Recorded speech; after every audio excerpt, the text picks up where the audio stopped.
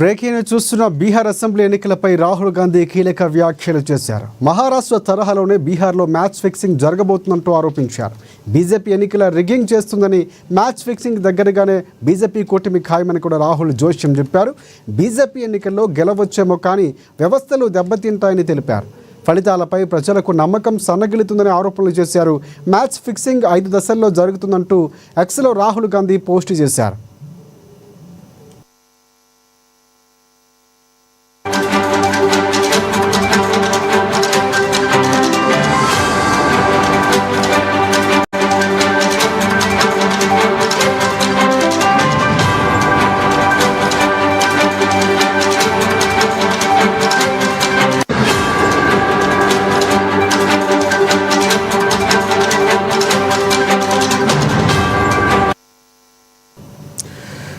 Bihar assembly ఎన్నికలపై రాహుల్ గాంధీ కీలక వ్యాఖ్యలు చేశారు. మహారాష్ట్ర తరహాలోనే బీహార్లో మ్యాచ్ ఫిక్సింగ్ జరగబోతుందని ఆరోపించారు.